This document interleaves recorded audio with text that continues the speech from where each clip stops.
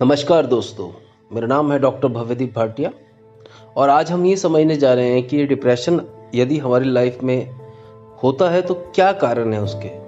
क्योंकि दोस्तों सबसे इम्पोर्टेंट चीज़ ये है कि जब भी हम किसी घटना के जड़ तक पहुंचते हैं तो हम समझ पाते हैं कि वो चीज़ हुई क्यों है। देखिए, कहने को अगर हम मेडिकल बायोलॉजिकल साइंसेस को ध्यान से समझते हैं तो सेरोटोनिन और डोपामिन जो है दो तरह के केमिकल्स होते हैं जो कि हमारा ब्रेन रिलीज करता है। इन केमिकल्स का अगर रिलीज होना कम हो जाए, और इन केमिकल्स को एक्चुअली अगर दूसरा नाम अगर मैं बोलूं तो ये भी कहा जाता है कि ये हैप्पीनेस केमिकल होते हैं। यानी कि हमारे ज़िंदगी में ये जो केमिकल्स होते हैं एक तरह का हमारे को इस तरह का टेम्परामेंट देते हैं कि जिससे हम खुश रह सकते हैं। परंतु ये मेडिकल साइंस बोलता है कि जब इस तरह के केमिकल नहीं रिलीज कर पाता हमारा ब्रेन तो हम स्ट्रेस में आ जाते हैं, डिप्रेशन में चले जाते हैं। एक बात अब यहाँ पर ये भी समझने वाली है कि क्या ये केमिकल्स जो रिलीज नहीं हुए केवल इन्हीं के कारण डिप्रेशन होता है। परंतु दोस्तों अगर इन्हीं के कारण डिप्रेशन होता तो एलोपैथी के अंदर इन केमिकल्स को रिलीज करने के लिए बहुत सी दवाइयाँ हैं जो कि दी जा सकती हैं किसी भी एक पेशेंट को, और ये केमिकल रिलीज हो सकते हैं। बात करते हैं इसके जड़ की। देखिए दोस्तों, हिपोकैम्पस नाम का एक ऐसा एरिया है हमारे ब्रेन के अंदर जो कि हम ये कह सकते हैं कि हमारे इमोशंस को कंट्रोल करता है। परंतु अगर उस एरिया के अंदर स्पेसिफिकली अगर हम चीज़ों को ध्यान से समझेंगे कि उस एरिया के अंदर अगर हमारे ब्रेन के जो सेल्स हैं, टिश्यूज हैं, वो डेवलप होना कम हो जाए तो भी इस तरह की प्रॉब्लम्स आती है। परंतु दोस्तों आप कहेंगे कि ये जो ग्रोथ है क्यों कम होती है।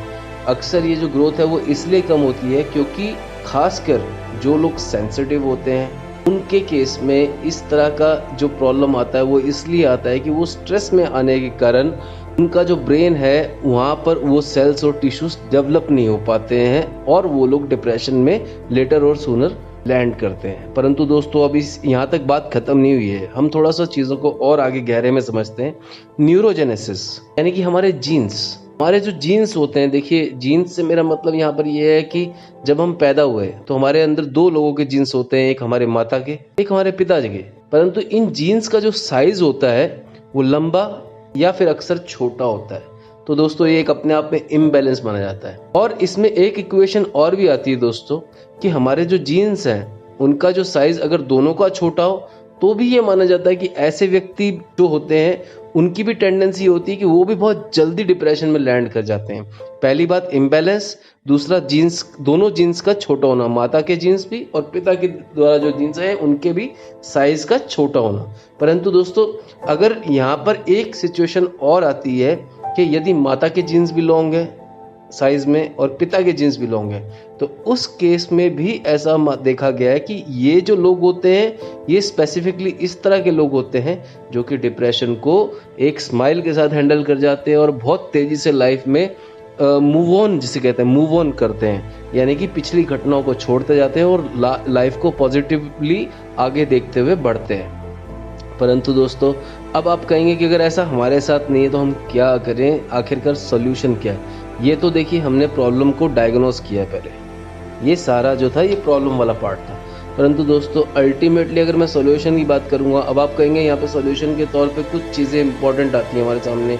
एक तो एलोपैथी के जो ट्रीटमेंट होते हैं यानी कि हमारी मेडिकल साइंसेज जो हमारे को टेबलेट्स वगैरह जो देती हैं उनसे डेफिनेटली उनसे एक आपको इमीडिएट तौर पे जो है आराम मिलता है, आप आराम से चैन से सो जाते हैं। परंतु जब हम लॉन्ग टर्म को देखेंगे तो लॉन्ग टर्म के अंदर हमको ये पता लगता है कि ये जो एलोपैथी की मेडिसिन होती हैं ये कहीं ना कहीं हमारे टिश्यूज़ जो ब्रेन के होते हैं उनकी ग्रोथ को रोकती है, ठीक है ना। तो हमारे को एलोपैथी को केवल अपना जो है सहारा बना के नहीं चलना है। परंतु यहाँ पर यह है कि अगर प्रॉब्लम बहुत ही ज़्यादा है तो आप एलोपैथी का इमीडिएटली ज़रूर सपोर्ट ले सकते हैं। परंतु उसके साथ साथ ही आपको लेटर और सुनर और लॉन्ग टर्म के लिए आपको होम्योपैथी या फिर आयुर्वेदा इसका सपोर्ट लेकर चलना बहुत ज़रूरी है। तो दोस्तों होम्योपैथी और आयुर्वेद के अंदर भी इस तरह के मेडिसिन हैं जो कि आपके बॉडी को किसी भी प्रकार के साइड इफ़ेक्ट्स नहीं देते हैं। कम्युनिकेशन गैप, ये हम लोग देखिए ह्यूमन बींग्स हैं, हमारी पर्सनालिटी का सबसे इम्पोर्टेंट जो एक पॉइंट ऑफ व्यू है वो ये है कि हमारा एक्सप्रेशन। अगर हम एक्सप्रेस नहीं करते हैं अपनी बातों को तो कहीं ना कहीं हम स्टक ऑफ हो जाते हैं, हमारे मन के अंदर बातें रहनी स्टार्ट हो जाती हैं और वो जो है एक तरह से आप कह सकते हैं कि नेगेटिविटी क्रिएट होती जाती है। तो बेटर ये है कि आप अपने आप को अकेला किसी भी कीमत पे मत छोड़िए। यदि आप किसी प्रकार का आपको लग रहा है कि अब आप डिप्रेशन में हैं तो आप किसी न किसी से बातचीत कीजिए, और यदि हो सके तो आप किसी डिप्रेशन कोच से भी बात कर सकते हैं, परंतु आप अपने आप को पूरी तरह से एक्सप्रेस कर दीजिए। अपनी जो प्रॉब्लम है, आप जो जिस भी दुविधा से गुजर रहे हैं, वो जो सारी बातचीत है उसको एक्सप्रेस कीजिए, अपनी बात को बताइए।